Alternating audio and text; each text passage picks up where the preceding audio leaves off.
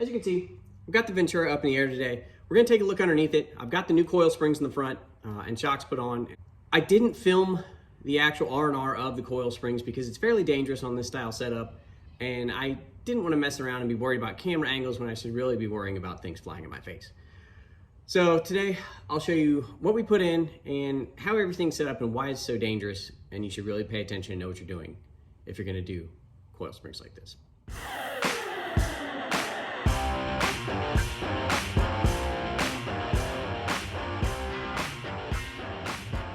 All right, so I've got the new coil springs and shocks in the front of the 73 Pontiac Ventura. In a minute, we'll go into the car and I'll show you where everything is. It's kind of hard to see, so I've got my crappy drawing here that hopefully will help a little bit before we go underneath the car. First thing you want to do is jack the car up at the front cross member, put jack stands underneath the frame rails somewhere near the front of the front doors. After that, take your jack, move it out of the way. Then come over here, and this is your sway bar end link. Take the nut off the sway bar end link, drop the bolt out. That way this sway bar is free. It's not holding this lower control arm or lower A arm at all. After that, 2 bolts at the bottom, 1 on the top. For your shock, drop the shock right out the bottom. After the shock is out of the way, take your floor jack, bring it back over here. Your floor jack needs to go right here underneath the coil spring on this lower A arm. You'll see the contour from where this coil spring pocket is. That's where you want your jack.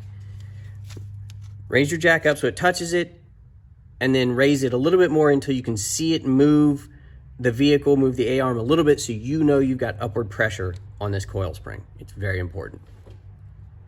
After that, here's your upper A arm, upper control arm. You're going to take the cotter key out and you're going to take the nut off this upper ball joint. Then you're going to bust this upper ball joint loose and you're going to move this upper A arm out of the way until this spindle drops free at the top. Once it's free, that'll give us the amount of room we need to get this coil spring out once we start lowering everything. Now, at this point, the only thing holding this coil spring in, realistically, is your pressure with this jack. This is where it gets dangerous. Slowly start lowering this jack. Hopefully you've got a big floor jack. That would be the best. If you don't do this job. Floor jack where you can twist the handle and regulate very slowly the downward motion of this lower A arm. This lower A arm is going to pivot here and it's going to swing down in this direction, okay? And it's going to drop down probably until it's somewhere around here. It's going to drop down a lot, okay? And it's going to bring this entire spindle with it, and that's okay. So now your spindle's down here. That's what you want. That's your spindle. Like I said, terrible drawing. Just stay with me here. Now, while you were lowering this slowly, this coil spring has slowly been going with it and getting the weight taken off of it. But as it does that, it's bending in an arc. The coil spring is. It's not coming straight down this way because this is pivoting this way. The coil spring is pivoting this way. So it has a lot of pressure on it now to go this way. So at some point, all the weight is going to be off of this jack. You can move the jack out of the way. This spring is now almost fully extended. It has a minimum amount of pressure on it, but it still has pressure. Now, the way I do it, I don't know if this is correct. The next step for me is I take a pry bar and I pry down on this lower control arm even farther until the spring basically falls completely out. You need to have safety in mind when you're doing this. That needs to be the number one thing. We always joke about safety third. Safety is number one if you're doing this job. Assembly is reverse. Coil spring goes up into this frame. Then you get it seated into the lower A-arm pocket, prying down with a little bit of a pry bar. Make sure it's seated. And your floor jack goes back underneath here. You pump it up until you can get at least a couple threads back on the nut for the upper ball joint. Once you do that, you're not free and clear, but it's a lot safer. Finish tightening the upper ball joint.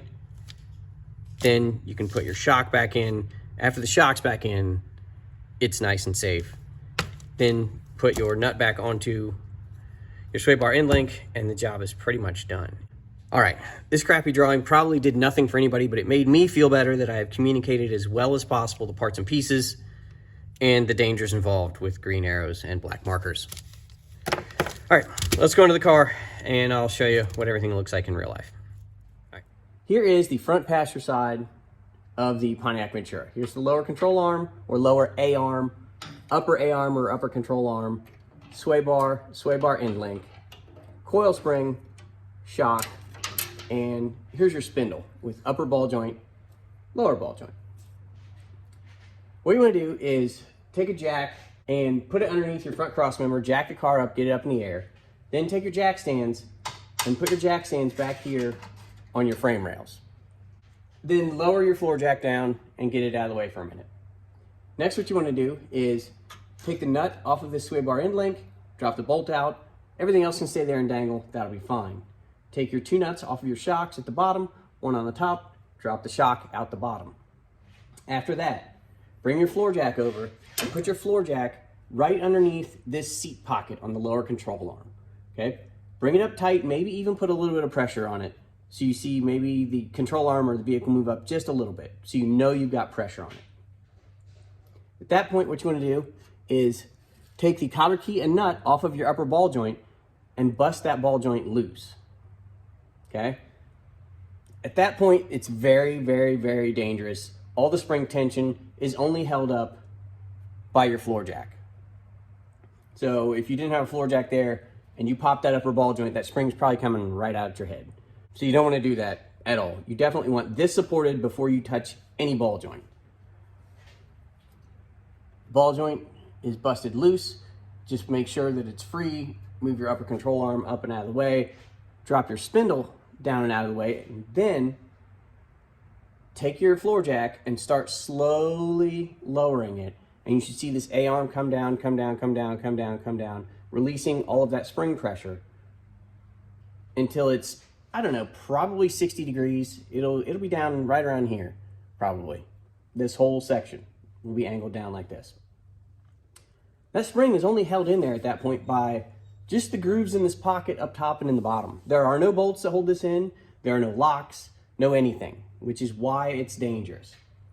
At that point, you got all of the tension off the spring that you possibly can.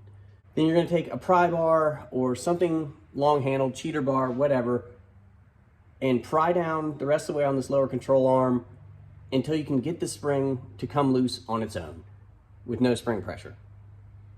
Then you're free and clear. Installation goes the opposite.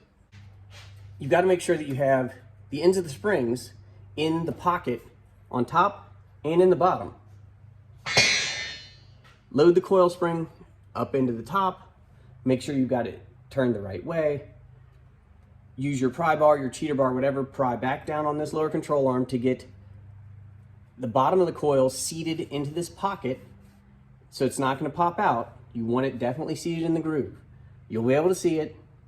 You'll know what I'm talking about. After that, slowly start to push back up on your floor jack, and you're going to put spring pressure on this.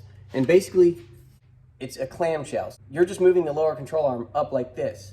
So the spring's actually not collapsing this way. The spring's actually sort of collapsing at an angle, which is why it's got so much outward pressure on it. So keep pumping your floor jack back up underneath this once it's seated until you're actually raising the vehicle up off of the jack stand. So you know you've got as much of the vehicle weight on this coil as you can. At that point, you want to put your upper ball joint back in, at least get the nut started, like 3, 4, 5 threads. Once you got that started, you can take a deep breath because the spring's not going to come out at you. You've got the safety nut on. Go ahead and tighten the ball joint the rest of the way. Put your shock back in, put your sway bar link back on, and you're done. If you don't know what you're doing, don't do this job. Have somebody who knows what they're doing do it, or a shop do it for you. It's not something you want to mess with. This is something that can definitely hurt you, which is why I didn't film it when I did it. After I got the new springs in this, and I jounced it, and I drove it around a little bit to let everything settle in, it raised the front of the car up a good 1.5 to 2 inches over what it was before.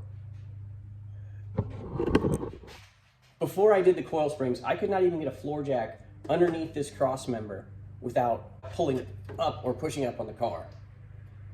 Afterwards, I had a good 1.5 to 2 inches of space between floor jack and this cross member. So it's definitely improved ride height. It's definitely improved handling.